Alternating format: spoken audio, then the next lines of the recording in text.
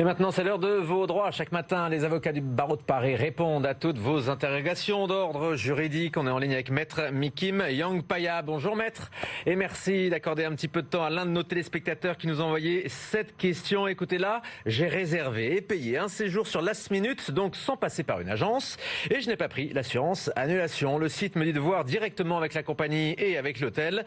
Pourtant, c'est à eux que j'ai réglé la somme. Que peut faire notre téléspectateur, Maître ?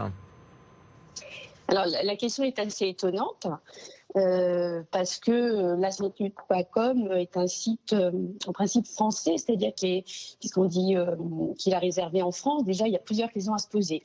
Premièrement, est-ce que c'est un séjour on parle d'un séjour, il parle de hôtel et compagnie. Ça veut dire qu'il y a eu une réservation d'hôtel et un vol.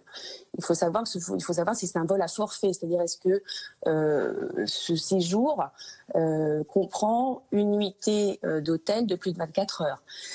Premièrement. Deuxièmement, est-ce que effectivement il a été sur lastminute.com, le site français, ou est-ce qu'il a été sur lastminute.com à l'étranger, sur une plateforme étrangère?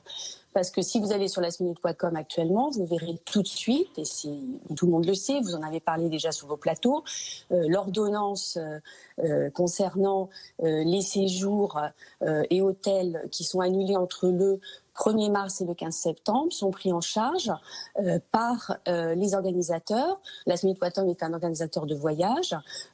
Apparemment, c'est un voyage à forfait, puisque, comme je le répète, il y a vol plus hôtel. Donc, en principe, c'est au organisateurs de rembourser et de proposer, dans le cadre justement de ces mesures exceptionnelles prises dans le cadre de cette crise sanitaire du Covid-19, proposer un avoir qui est valable 18 mois. Vous en avez déjà parlé sur vos plateaux.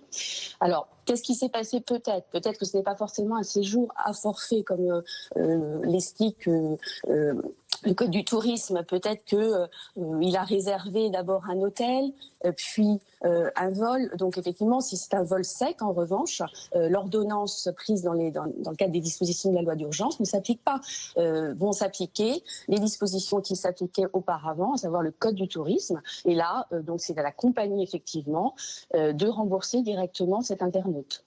D'accord, mais sinon, il doit se retourner contre Last Minute. Visiblement, c'est l'opérateur qui a eu la charge de son voyage.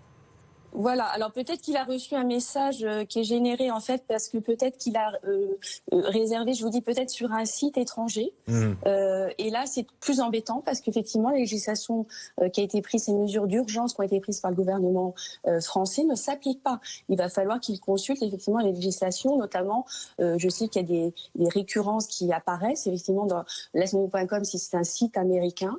Et là, la législation américaine dit effectivement de se retourner directement contre la compagnie et l'hôtelier. Et ce qui sera peut-être plus compliqué pour nos téléspectateurs. Merci beaucoup, Maître Yangpaya. Merci d'avoir répondu donc ce matin sur l'antenne de BFM Paris en direct. Ce rendez-vous, il est quotidien. Et vendredi, d'ailleurs, on consacrera même toute une demi-heure à répondre à vos questions entre 8h30 et 9h. D'ici là, adressez-nous toutes les questions qui vous passent par la tête. Aucune question n'est stupide, bien évidemment, bien au contraire.